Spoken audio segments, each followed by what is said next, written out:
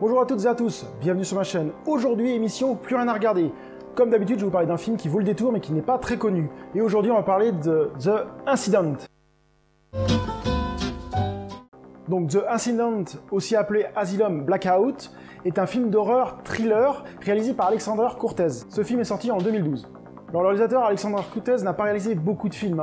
J'ai fait un peu de recherche, à part The Incident, il a aussi réalisé Les Infidèles, donc qui n'a rien à voir avec ce type de film Incident. Il a plus participé à des productions, des clips vidéo musicales, pour des artistes vraiment connus comme Noir Désir, Jamiroquai ou encore Calogero. Mais au niveau cinéma, il n'a pas fait grand chose. Alors niveau acteurs principaux dans ce film, ils sont peu connus, ils ont joué dans des films quand même, mais des films qui sont pas très connus.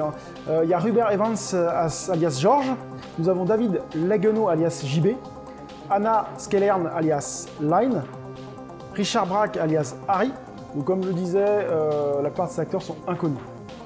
Ce qui fait un peu la force du film d'ailleurs. Parlons de l'histoire de ce film, mais comme avant, je vous mets la bande-annonce. Regardez.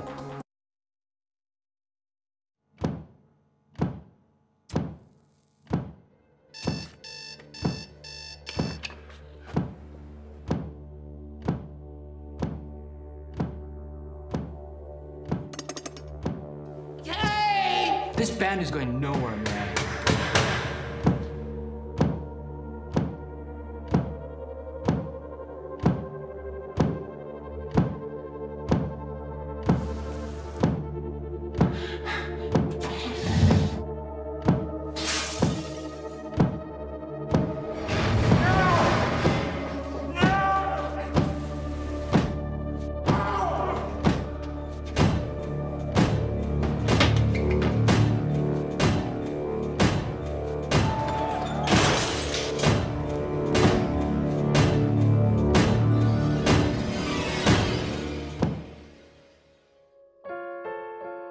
Hey, Rockstar, how are you?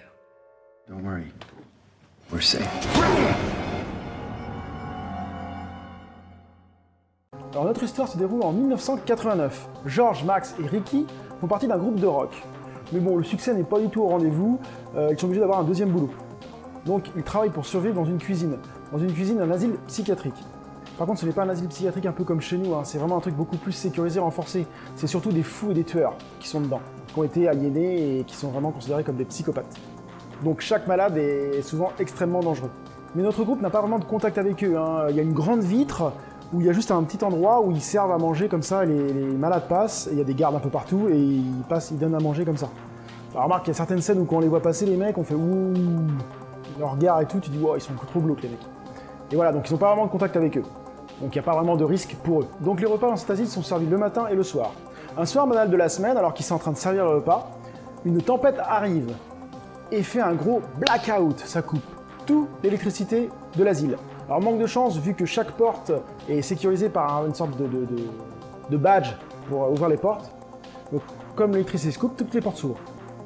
Et par contre, les portes extérieures ne s'ouvrent plus. Donc c'est-à-dire qu'ils sont bloqués dans l'asile avec les fous qui sont sortis de leur cellule. Et donc notre groupe se retrouve coincé et a pour seul objectif de sortir de cet asile, mais surtout de survivre, car ils sont vraiment tombés avec des fous dangereux. Je m'arrête ici pour l'histoire pour éviter de vous spoiler le film, ce qui gâcherait vraiment la découverte de ce film. Alors pourquoi je vous conseille ce film? Déjà, l'ambiance. L'atmosphère est vraiment pesante. Dès que le groupe se retrouve coincé dans l'asile, on se dit merde, putain vache, comment je ferais? Surtout que y a pas mal de malades qui sont un peu défoncés, qui sont même complètement fêlés. Ils ont des comportements vraiment flippants. D'ailleurs, des acteurs vraiment inconnus qui jouent le rôle des malades, il y en a qui jouent vraiment trop à la perfection, quoi. On se retrouve devant les mecs, on dit oh là là, ils sont moitié fous. Et donc le suspense tient tout au long du film. On se dit, à chaque avancée du film, à chaque fois qu'ils avancent, on se dit oula, qu'est-ce qu'il y a derrière cette porte, qu'est-ce qu'il y a ceci, qu'est-ce qu'il y a cela. Enfin, c'est vraiment un très bon film suspense. Souvent, qui dit thriller, horreur, dit un peu gore. Donc là, il y a des scènes assez gore, ce n'est pas à mettre dans toutes les mains. En plus, ce qui est intéressant avec ce film, c'est qu'à la fin, il y a un twist qui est vraiment sympa. Ça nous laisse une question. On se dit, ah ouais, quand même. Ah ouais, d'accord. Et ça, j'ai vraiment trouvé ça sympa. Par rapport à d'autres films qui pourraient finir un peu en queue de poisson, celui-là est vraiment... c'est vraiment pas mal. Après, j'ai regardé l'avis sur Allociné ou sur les autres forums, il y en a qui trouvent le film, justement à cause de la fin, très moyen, et d'autres qui trouvent ça génial. Donc chacun fait un peu son avis. Moi, j'ai trouvé ça vraiment sympa. Le seul truc que je pourrais reprocher au film, c'est son début. Je le trouve un peu long à mettre en place.